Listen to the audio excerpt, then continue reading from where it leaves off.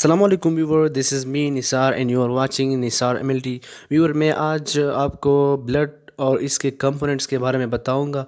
तो चलिए बग़ैर टाइम वेस्ट किए हुए आगे चलते हैं। अच्छा, ब्लड की डिफिनीशन हम किस तरह करेंगे? अगर कोई पूछे कि व्हाट इज़ ब्लड, तो इसका डिफिनीशन आप किस तरह कर सकते हैं कि it is a specialised type of connective tissue which consist liquid portion plasma and solid portion also called form cellular element which include red blood cell, white blood cell and platelets.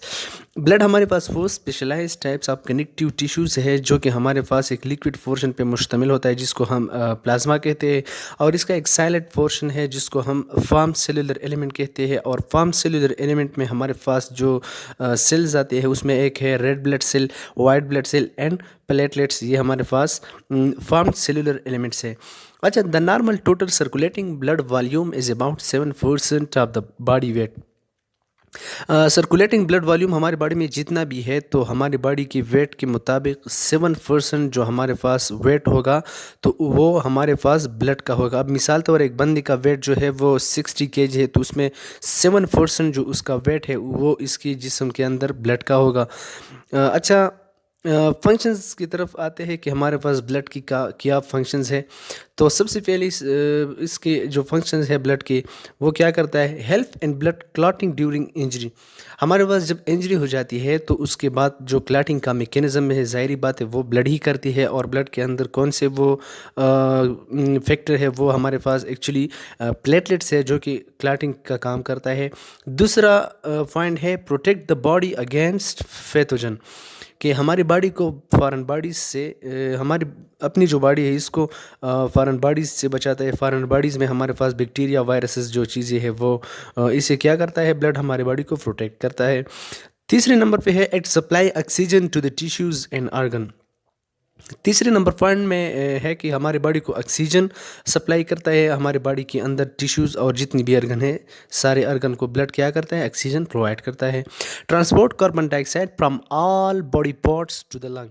हमारी body में जो deoxygenated blood चलता है तो उससे जो carbon dioxide वो खुद कौन लेके आता है? वो ब्लड ही इसका काम करता है जो कि उसको वापस लंग लेके आता है ऑक्सीजनेशन के लिए। अच्छा, it carries metabolic end product and waste to kidney for excretion. Blood हमारे पास वो जिस चीज़ की मेटाबॉलिज्म होती है और इससे लास्ट में जो मेटाबॉलिक एंड प्रोडक्ट बनते हैं, जो वेस्ट बनते हैं, एक्चुअली वो वेस्ट वो ब्लड किधर लेके जाता है? किडनी में लेके जाता है फॉर एक्सक्रीशन, ताकि बॉडी से इसका अखराज हो सके। 6 नंबर में है health and maintenance of the body temperature. Blood का ये भी काम है कि हमारी बॉडी की टेम्परेचर को मेंटेन रखता है। 7 पॉइंट है distributes hormone and other chemical substance that regulate cell function. Blood हमारे पास क्या करता है? जितने भी हार्मोन्स है, केमिकल मैसेंजर हमारी बॉडी के अंदर, उसको सेक्रेट करता है, जिसकी वजह से हमारी जो बॉडी के सेल्स है वो अपना फंक्शन सही तरीके से करते हैं। अब मिसाल तौर आपको एक एग्जांपल देना चाहता हूँ कि जो मेलाटोनिन है, मेलाटोनिन एक्चुअली एक ग्लैंड से सेक्रेट होता है और इसका काम यह है कि इंसान जब ज़्यादा थक जाता है, इसको फटीग होती है, तो वो इंसान जो है वो एक्चुअली उसको नींद आती है। तो उस वक्त जब आपको नींद आती है तो ये काम आपकी जो ग्लैंड से वो केमिकल मैसेंजर सेक्रेट हुई है मेलाटोनिन, तो एक्चुअली वो हार्मोन क्या करता है? रेगुलेट करता है सेल को कि इस वक्त आपने सोना है। अब अगर उस वक्त आप सो जाते हैं तो सही बात है, लेकिन अगर उस वक्त आप नहीं सोएंगे तो ये ज़रूर आपके अंदर हार्मोनल इम्बैलेंस वगैरह जितनी भी है, ये कुछ डिजीज़ है, इसकी वजह से फिर काज हो जाती है। तो ये क्या करता है? ब्लड हमारे पास हार्मोन और केमिकल मैसेंजर को डिस्ट्रीब्यूट करता है ताकि सेल्स की जो एक्टिविटी है, फंक्शन है, वो रेगुलेट हो। It maintain the ionic concentration of the body. हमारी बॉडी के अंदर जितनी भी आयंस है उसको क्या करता है? ये मेंटेन रखता है। पीएच हमारी बॉडी का जो है नॉर्मल वो मेंटेन रखता है। अच्छा, कंपोजिशन की तरफ अगर हम आते हैं तो ब्लड की कंपोजिशन सिंपल बात है कि हमारे पास ब्लड 2 कंपोनेंट से बना है। नंबर 1 है प्लाज्मा, दूसरा cellular form element. Cellular form element में मैंने आपको बताया कि रेड ब्लड सेल है, एक वाइट ब्लड सेल है और प्लेटलेट्स है। इन 3 चीज़ों का हम सेलुलर फॉर्म एलिमेंट कहते हैं। तो हमारे होल ब्लड जो है हमारे बॉडी के अंदर इन 2 कंपोनेंट से बने हैं। फिर इस सेलुलर फॉर्म एलिमेंट के अंदर फिर हमारे पास 3 जो है रेड ब्लड सेल है, वाइट ब्लड सेल है और प्लेटलेट्स, ये उसके अंदर आता है। तो प्लाज्मा जान लेते हैं कि सबसे पहले प्लाज्मा क्या चीज़ है। अब इसके बाद हम red blood cell, white blood cell और प्लेटलेट्स पढ़ेंगे कि सबसे पहले हम सबसे पहले जान लेते हैं कि प्लाज्मा क्या चीज़ है। The plasma is the non cellular component of the blood. ये हमारे ब्लड का वो पार्ट है जिसके अंदर कोई सेल्स नहीं होती। ये एक्चुअली क्या है, प्लाज्मा नॉन सेलुलर कंपोनेंट है हमारी बॉडी हमारे ब्लड की। Plasma in extra cellular fluid just like an interstitial fluid. ये क्या है, हमारे पास एक्स्ट्रा सेलुलर फ्लूइड है जिस तरह के इंटरस्टिशियल फ्लूइड है हमारी बॉडी के अंदर। प्लाज्मा जो है इसके अंदर प्रोटीन भी बहुत सारे होते हैं, डिफरेंट टाइप्स ऑफ प्रोटीन है इसके अंदर।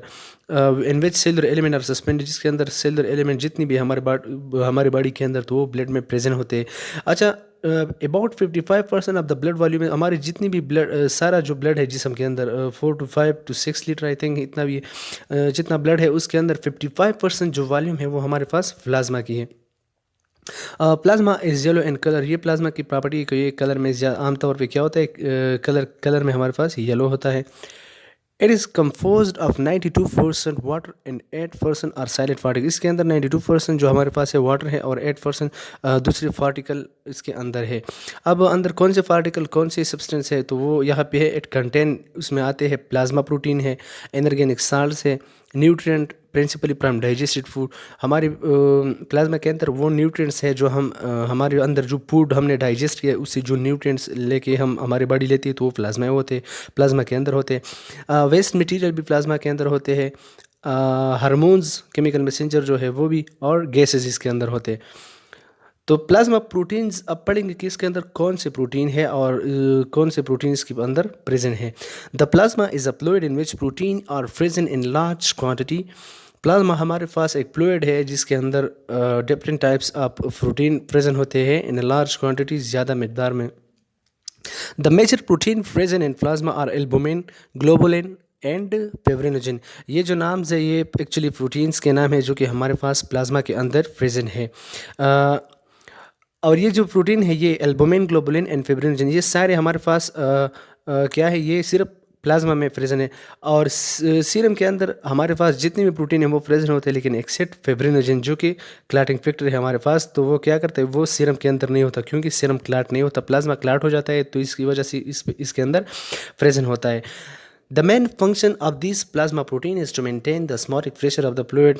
यही बात है कि इसका फंक्शन जो है प्लाज्मा प्रोटीन के, ये हमारे पास ऑस्मोटिक प्रेशर जो है हमारी बॉडी के अंदर तो वो क्या करता है, मेंटेन रखता है।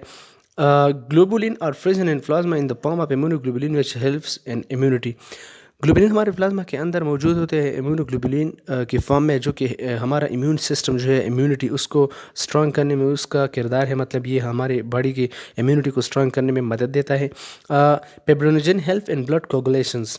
फिब्रिनोजन जो है ये प्रोटीन हमारे पास हमने पढ़ लिया कि प्लाज्मा के अंदर है, तो ये प्रोटीन क्या करता है, ये ब्लड कोगुलेशन करता है हमारे प्लाज्मा की। द कंसनट्रेशन प्लाज्मा प्रोटीन की फिर कंसनट्रेशन है, मतलब टोटल रेंज इसके अंदर है कि कितने परसेंट, कितने रेंज, कितने ग्राम पर डिसीलीटर हमारी बॉडी के अंदर कितने प्रोटीन है। तो इसमें हम पढ़ते हैं कि प्लाज्मा प्रोटीन हमारे पास क्या है, the concentrations of the normal plasma protein. और हमारे पास जो ये प्रोटीन है ये हमारी बॉडी के अंदर कौन सी कितनी कंसनट्रेशन है तो पढ़ लेते हैं। टोटल प्रोटीन हमारी बॉडी के अंदर 7.3 ग्राम पर डिसीलीटर होते हैं, जो कि 6.4 से लेकर 8.3 तक ये क्या है, ये टोटल प्रोटीन है। लेकिन सीरम एल्बुमिन फिर क्या है, 4.7 ग्राम पर डिसीलीटर प्रेजेंट होता है हमारी बॉडी के अंदर, हमारी एक्चुअली प्लाज्मा के अंदर। ये बात आपने याद रखनी कि बॉडी के अंदर मगर प्लाज्मा के अंदर। सीरम ग्लोबुलिन है ये हमारे पास 2.3 ग्राम पर डिसीलीटर प्रेजेंट होता है, और फिब्रिनोजन जो है ये 0.3 ग्राम। अब टोटल यहाँ पे था 7.3। सीरम एल्बुमिन हमारे पास 4.7, मतलब ये कितने हैं, ये 4.7 एक्चुअली 5 के नज़दीक है, तो हम इसको 5 कंसिडर करेंगे कि 5 ग्राम पर डिसीलीटर ही प्रेजेंट है, और 2.3 ये है, तो 5 into 7 n 0.3, तो 7.3 यहाँ पे टोटल हमने कितना पढ़ा था 7.3। तो ये सारे जो टोटल प्रोटीन हमने पढ़े ये कितने हैं, ये टोटल प्रोटीन 7.3 ग्राम पर डिसीलीटर प्लाज्मा के अंदर प्रेजेंट होते हैं। अच्छा, difference between plasma and serum, ये तो अलग ही एक टॉपिक है, लेकिन यहाँ पे एक ओवरव्यू देता हूँ इसको कि सीरम है all the protein except fibrinogen but plasma contain all protein. Serum के अंदर जितने प्रोटीन है हमारी बॉडी के अंदर वो होते हैं, मगर एक्सेप्ट फिब्रिनोजन, सिर्फ फिब्रिनोजन नहीं होता। क्यों नहीं होता ये आगे मैं आपको बताऊँगा। फिब्रिनोजन का काम है क्लाटिंग करना, तो एक्चुअली सीरम तो क्लैट नहीं होता है, इसकी वजह से क्या होता है सीरम के अंदर नहीं होता है। But plasma contain all protein, मगर प्लाज्मा के अंदर सारे प्रोटीन मौजूद होते हैं फिब्रिनोजन के साथ भी। तो जितने प्रोटीन है हमारे बॉडी के अंदर वो प्लाज्मा में प्रेजेंट होता है, सीरम में भी फ़र्क है। तो सिर्फ क्या है फिब्रिनोजन का है जो कि क्लॉटिंग फैक्टर है हमारे पास। 2 नंबर पॉइंट में हमारे पास है plasma have the ability to clot and serum can not clot because of the absence of fibrinogen.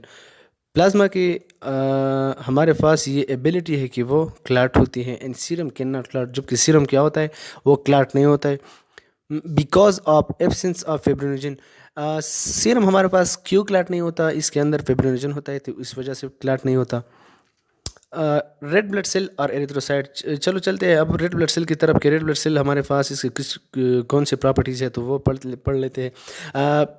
They are biconcave disc, red cell जो हमारे पास है उसका नॉर्मल जो स्ट्रक्चर है बायो कनकेव डिस्क स्ट्रक्चर है।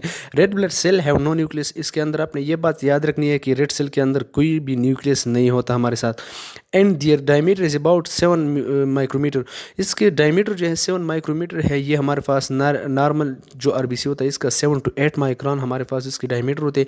अब अगर इससे बढ़ता है तो हमारे पास बेकिलोब्लास्टिक एनीमिया, मैक्रोसिटिक एनीमिया, हम फिर हमारा ध्यान उधर चला जाएगा कि अब मिसाल तौर 9 माइक्रोमीटर उसका डायमीटर है रेड सेल के, तो फिर हम कहें कि ये मैक्रोसिटिक एनीमिया इस बंदे को हो गया है।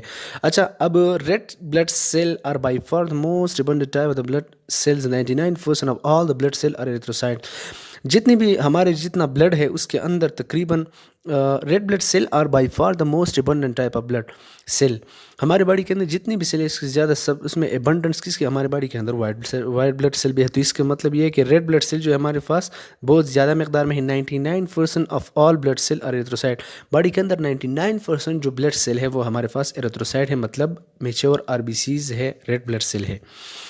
अच्छा, रेड ब्लड सेल के फिर शेप साइज़ वो पढ़ लेते हैं कि इसके जो शेप है आरबीसी है वो डिस्क बायो कनकेव शेप, इसका जो शेप है बायो कनकेव डिस्क है। इस इमेज में आपको दिखाई दे रहा होगा बायो कनकेव डिस्क स्ट्रक्चर है।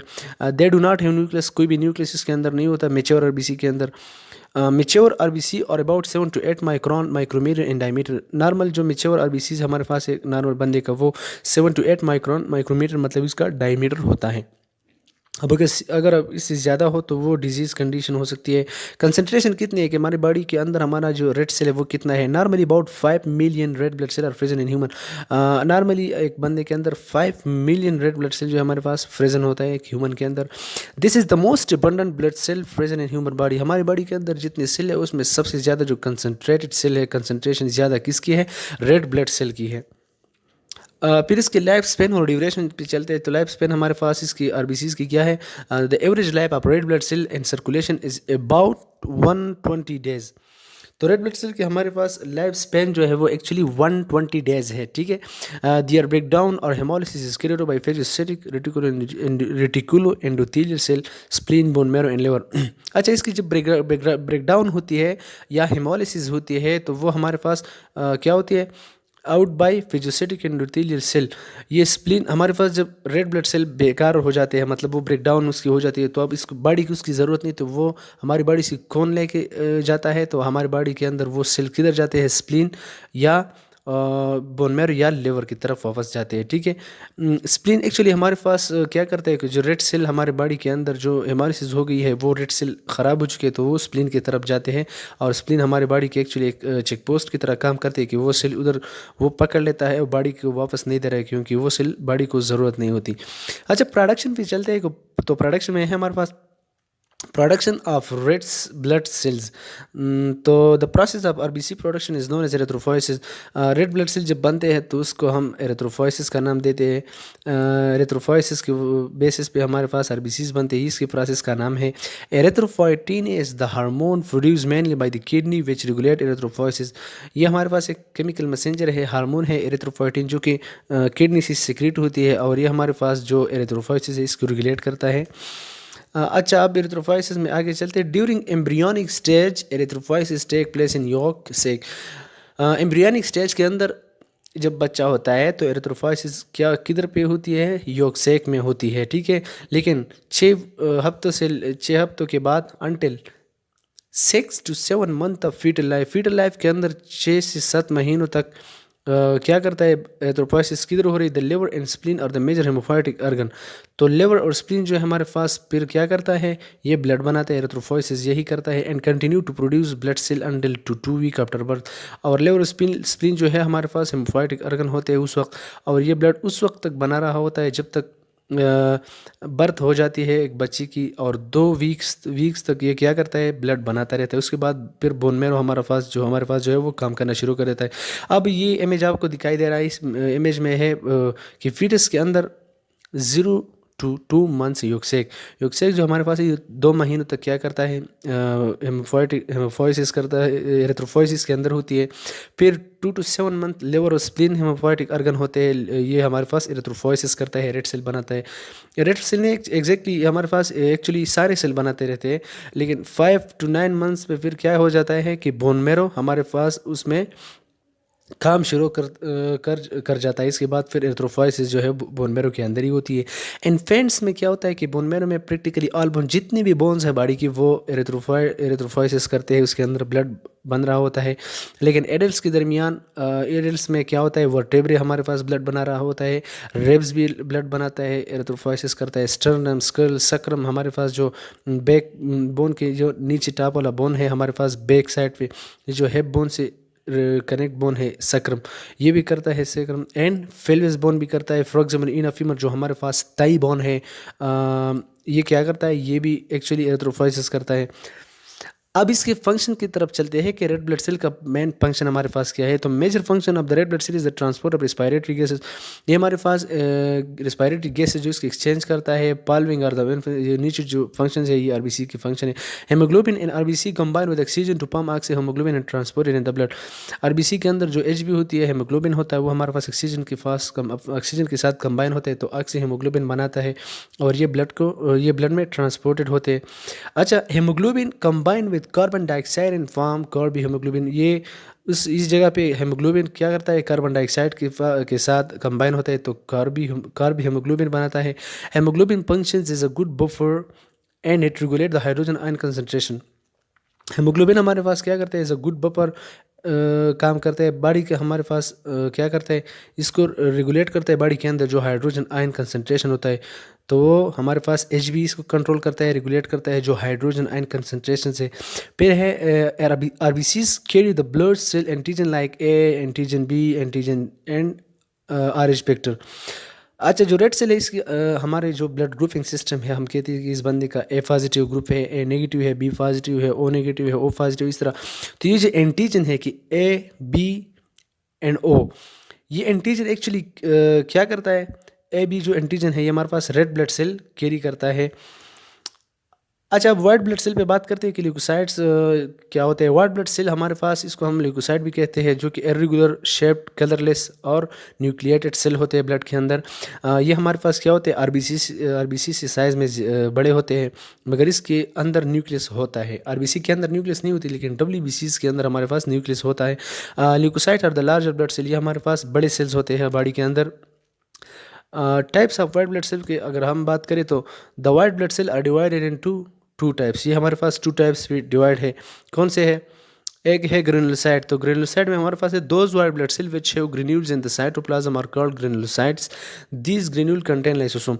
जो ग्रेनुलोसाइट इसके अंदर हमारे पास ये सेल है, ये इसके अंदर ग्रेन्यूल्स होते हैं जिसको हम ग्रेनुलोसाइट कहते हैं इस सेल्स को, और इस ग्रेन्यूल्स के अंदर लाइसोसोम होते हैं। This granule contain lysosome. फिर दे आर मल्टी न्यूक्लियस के अंदर न्यूक्लियस एक सिंगल नहीं होता, मगर बल्कि बहुत से न्यूक्लियस होते हैं। Example are fully morphonuclear leukocyte, neutrophil, eosinophil, basophil, ये हमारे पास ग्रेनुलोसाइट के एग्जांपल्स हैं। अच्छा, अब एक ग्रेनुलोसाइट की तरफ आते हैं। Those white blood cell which do not have granules in cytoplasm. ये वो सेल है जिसके अंदर कोई भी ग्रेन्यूल्स नहीं होती इसके साइटोप्लाज्म के अंदर। This cell have single large nucleus, इसके अंदर सिंगल और लार्ज न्यूक्लियस होता है। और एग्जांपल इसके क्या है, lymphocyte and monocyte. White blood cell के अगर लाइफ स्पेन की तरफ हम आते हैं तो the granulocyte is normally 4 to 8 hour circulating in the blood in about 4 to 5 days in tissues. Granulocyte हमारे पास एक्चुअली 4 to 8 आवर तक हमारे सर्कुलेशन में रहते हैं, फिर 4 to 5 डेज तक टिश्यूज़ में रहते हैं। मोनोसाइट का भी यही है कि एक शार्ट पीरियड ऑफ टाइम के लिए होता है, 10 to 20 आवर्स हमारे ब्लड में होता है। लिम्फोसाइट का लाइफ स्पेन एक हफ्ते से लेकर 1 महीने तक है।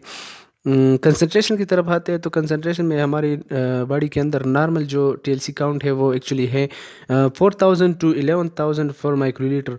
अगर यही काउंट आता है तो नॉर्मल है, अगर इससे ज़्यादा है तो इसका मतलब ये है कि इस बंदे को कोई इन्फेक्शन हो रहा है या हुआ है।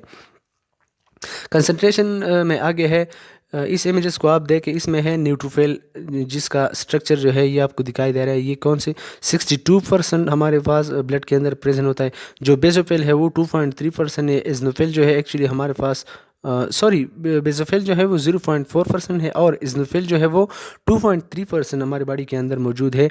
और मोनोसाइट का नॉर्मल जो काउंट है 5.3% है एंड लिम्फोसाइट हमारी बॉडी के अंदर 30% है। फंक्शंस पे आते हैं तो फंक्शंस में neutrophil and monocyte engulf foreign bodies and kill them, this process is called phagocytosis. जो न्यूट्रोफिल और मोनोसाइट है ये एक्चुअली जो फॉरेन बॉडीज है, जो बैक्टीरिया है, जो वायरसेस है, जब वो बाहर से आते हैं तो उसको एंगल्फ करते हैं और उसको क्या करते हैं, किल करते हैं। और इस प्रोसेस को क्या कहते हैं, इसको फेगोसाइटोसिस कहते हैं। लेकिन ये तब पॉसिबल जब आपका इम्यून सिस्टम स्ट्रांग हो। जब आपके इम्यून सिस्टम स्ट्रांग होते हैं तो तभी न्यूट्रोफिल और मोनोसाइट फॉरेन बॉडीज को इनगल्फ करते हैं, उसको किल करते हैं, तो आपकी बॉडी उसकी टॉक्सिक इफेक्ट से महफूज रहती है। इजनोफिल डिटॉक्सिफाई पैरासाइट्स इन एलर्जिक सब्सटेंस है। इजनोफिल भी यही करता है, लेकिन पैरासाइट की जो टॉक्सिक इफेक्ट या एलर्जिक सब्सटेंस जितनी भी होती है तो उसकी जो टॉक्सिसिटी क्या करता है, उसको ख़त्म करता है, डिटॉक्सिफाई करता है इसको। लिम्फोसाइट हमारी इम्यूनिटी में रोल प्ले करता है, हमारी इम्यूनिटी के अंदर। बेसोफिल क्या करता है कि जब इंट्रावास्कुलर ब्लीडिंग हो जाती है तो उसके अंदर ये केमिकल रिलीज करता है जिसको हेपरिन कहते हैं, तो वो क्या करता है, उस इंट्रावास्कुलर ब्लीडिंग को स्टॉप करता है, वहीं पर एक क्लॉट बनाता है। और प्लाज्मा सेल जो है secrete antibodies which fight against foreign antigen. Plasma cell हमारे पास एक्चुअली एंटीबॉडीज सिक्रेट करती है जो फॉरेन एंटीजन जो होते हैं इसके खिलाफ लड़ते हैं और इसको ज़्यादातर इससे फाइट करते हैं, इसको किल करते हैं। लास्ट नंबर पे है कि प्लेटलेट्स हमारे पास क्या चीज़ है जिसको दूसरा नाम थ्रोम्बोसाइट्स भी कहते हैं। इसकी शेप और साइज़ पे बात करते हैं तो प्लेटलेट्स और स्मॉल ग्रेनुलेटेड स्ट्रक्चर, ये हमारे पास छोटे होते हैं स्ट्रक्चर में और ग्रेनुलेटेड स्ट्रक्चर होती है, इसके अंदर ग्रेन्यूल्स से नज़र आते हैं। They do not have nuclei and can not reproduce. जो प्लेटलेट्स है ये हमारे पास इसके अंदर कोई न्यूक्लियाई वगैरह नहीं होती है और ये रिप्रोड्यूस भी नहीं होते, इसके अंदर डिवीजन भी इस तरह नहीं होती। They are very small disc 2 to 4 micron in diameter. अब देखिए 2 to 4 माइक्रोन ये कितना छोटा साइज़ है। ये हमारे पास एक्चुअली सेल्स भी नहीं है ये प्लेटलेट, ये एक फ्रेगमेंट से है तो बड़े स्मॉल होते हैं। इसके अंदर 2.4 इसकी डायमीटर है, बड़े छोटे होते हैं। कंसनट्रेशन इसके अंदर की ब्लड के अंदर इसकी कंसनट्रेशन कितनी है, the normal concentration of the platelets in the blood is 1,50,000 to 3,00,000। ये हमारे इसके नॉर्मल काउंट है प्लेटलेट्स पर माइक्रोलीटर, ये क्या है 1,50,000 से लेकर 3,00,000 तक ये हमारे पास नॉर्मल होते हैं। अगर ज़्यादा होते हैं ये प्लेटलेट्स अपने नॉर्मल अमाउंट से तो इसका मतलब ये है कि इस बंदे को थ्रोम्बोसाइटोसिस हो चुका है या हुआ है, या इसके अंदर मिसाल तौर पर प्लेटलेट्स अपने नॉर्मल अमाउंट से कम आ रहे थे, इसको थ्रोम्बोसाइटोपिनिया हो चुका है। इसका मतलब फिर यही होगा। अ, ये जो स्मॉल सी स्ट्रक्चर नज़र आ रही है, ये इमेज आपको दिखाई दे रही है, तो ये क्या है, ये एक्चुअली हमारे पास प्लेटलेट्स है। आरबीसी कितना बड़ा है, इसके मुकाबले में आरबीसी बहुत बड़ा है जिसका तकरीबन 7 to 8 माइक्रोन इसकी डायमीटर है। लेकिन अगर यहाँ पे देखें तो ये बहुत छोटे हैं एक्चुअली, तो इसका 2 to 4 माइक्रोमीटर डायमीटर है इसका। इसकी लाइफ स्पेन पे अगर बात करें तो प्लेटलेट्स है वो half life in the blood of 8 to 12 days. जी ब्लड के अंदर 8 to 12 डेज तक होते हैं। फॉर्मेशन इसकी किस तरह होती है, they are form in the bone marrow from megakaryocyte. Bone marrow के अंदर ये मेगाकार्योसाइट से बनते हैं।